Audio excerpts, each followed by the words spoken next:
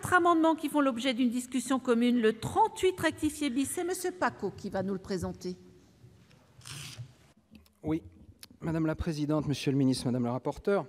Donc, comme vous avez pu le comprendre, l'objet de mon amendement, il est le même que celui de mes prédécesseurs, mais l'objectif est inverse. Moi, je souhaite étendre les dérogations pour l'installation de préenseignes, pas seulement pour les restaurants.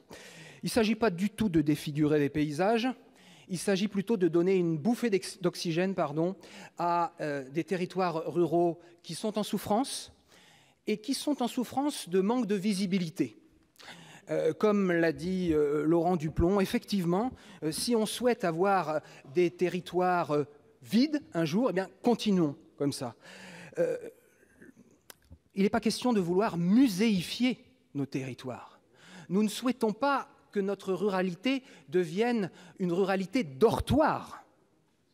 Et donc, informer de la présence non seulement d'un restaurant, mais aussi d'un café, d'une auberge, d'un hôtel, d'activités artisanales ou commerciales, me semble être le seul moyen, dans certains cas, pour permettre à des villages, à des zones, de continuer à avoir une activité.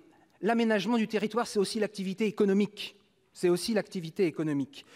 Et donc, même si la présidente Morin-Desailly a dit que nous manquions d'études d'impact, nous avons tous des exemples dans nos territoires. Nous savons tous que des territoires ruraux crèvent parce que des chefs d'entreprise mettent la clé sous la porte, déposent le bilan, baissent le rideau quasi chaque semaine ou chaque mois.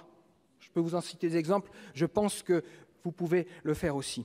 Donc, il me semble que ce ne serait pas porter atteinte à la qualité de nos paysages que de vouloir les indiquer, les signaliser.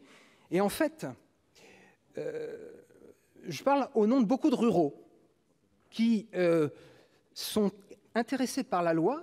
Et cet amendement, je l'ai écrit à la demande de nombreux chefs d'entreprise de mon territoire. Et la dernière chose que je voulais vous dire, c'est en matière de services publics.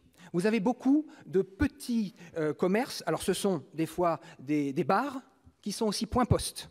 Point-poste. C'est le dernier service public, dans beaucoup de villages. Ne l'oublions jamais.